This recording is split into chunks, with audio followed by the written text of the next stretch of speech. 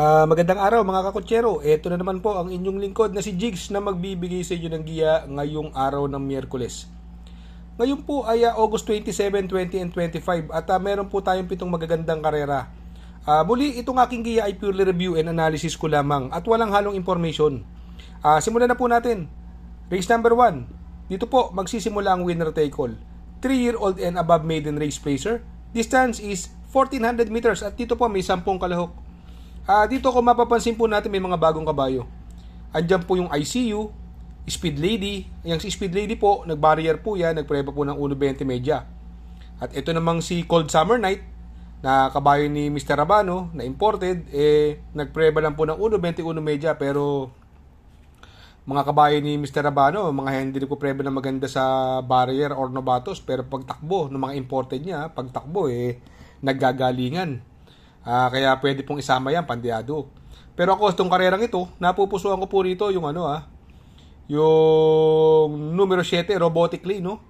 Si Robotic Clay po, binalik na po kay Jeffrey Bakaykay, no? Magaling po sa kanya, Robotic Clay. Kung magpo-protection po ako, siguro pwedeng makalaban niya rito. Yung numero 10 na si Royal Salute, sa kanya RC Baldonido. Last run po nito, dumating po ng tercero po itong kabayong ito. At syempre, isasama ko pong pandiado, no? Ito, imported, yung numero 9, Cold Summer Night. Kaya dito sa race number 1, pili ko po. Doon po ako sa numero 7, Robotic Clay. Panigundo ko naman po, numero 10, Royal Salute. At isasama ko pong pandiado, numero 9, Cold Summer Night. Sa race number 2, dito po magsisimula ang pick 6. Pilracom rating-based handicap system race, class 5, 17 to 41 split. Distance is 1200 meters at dito po may 8 kalahok. Sa kaya po ito, kung mapapansin natin, bumaba ng grupo yung Wildcat na sakay ni A.R. Ramos, gamay niya po yan. At itong si Wildcat, may preba pong 1.27 yan sa 1400 meters at 1.13 media sa 1200 meters. Sa tingin ko, medyo nakakaangat sa laban. Ang tingin ko pwede magbigay ng magandang laban sa kanya, yung napupuntong numero 5, Sneaky Eyes na sakay ni King Flores, magaling po sa kanya to. Nung manalo po ito, kalaban si Hotlegs, na prueba po yan ng 1.27 media. Kaya medyo magaling po talaga ang tinakbo. Although may mabibilis dyan, andyan si West of the East at si Street Magic. Pwede namang isunod dyan si Sneaky Eyes. Kung gusto nyo naman na pwede rin magandang protection, pwedeng isama yung Gugma sa ni Jomel Storke. Kaya dito sa race number 2, pili ko po. Doon po ako sa numero 3, Wildcat. Panigundo ko naman po, numero 5, Sneaky Eyes. Sa race number 3, dito po magsisimula ang pick 5. Pilracom rating-based handicap system race, class 4, 42 to 56 split. Another 1200 meter distance, may 8 kalahok. Dito po napupusuan ko yung galing sa segundo, hindi lang po lumagpas, no? Kay Basket of Gold. Yung numero 3, Nefer Yure, no? Sakay ni Kenneth Malapira, no? Medyo kinulang lang si Nefer Yure nung karera Pero kapiraso lang po nagkatalo. Sa tingin ko po, siya po ang horse to beat sa kakarerang ito. Ang pwedeng maging senaryo po rito, mga pwedeng mauna ito, maganda numero ngayon, numero 1, Moon River, sa kay ni E.A. Abrea, gamay niya po yan. May 1.12 po yan sa 1200 meters. Kung hindi siya malulucha ni Simply Jesse at Brown Misa, may panalo po yan Moon River. Sa tingin ko, sila na lang po ang pipiliin ko dito. Kaya dito sa race number 3, pili ko po. Doon ako sa numero 3, Nefer Yure. Panigundo ko naman po, numero 1, Moon River. Sa race number 4, dito po magsisimula ang pick 4. Pilracom rating-based handicap system race, class 5, 70 to 41 split. Distance is 1200 meters at dito po may 8 kalahok. Dito, no?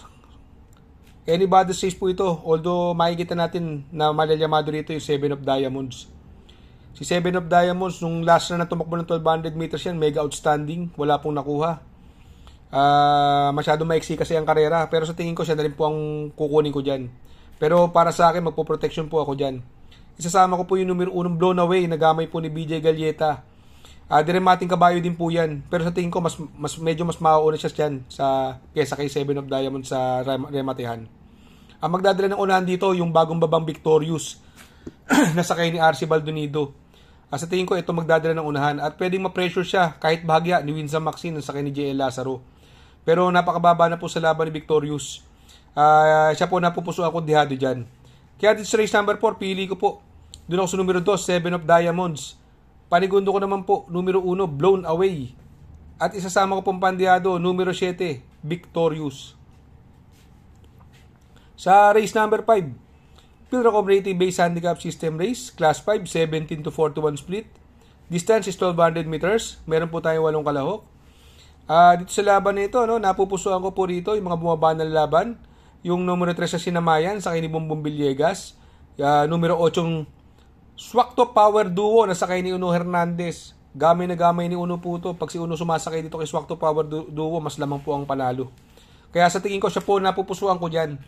Ang tingin ko magbibigay ng magandang laban yung numero 3 sa Namayan na rin. No? Gumanda lang po ang larga nito. Medyo siya na po ang mahigpit na makakalaban ni Swakto Power Duo. Kaya lang may napupusuan ako rito magandang dihado. Pamproteksyon ko lang yung numero 4 Durian na sakay ni John Paul Guse.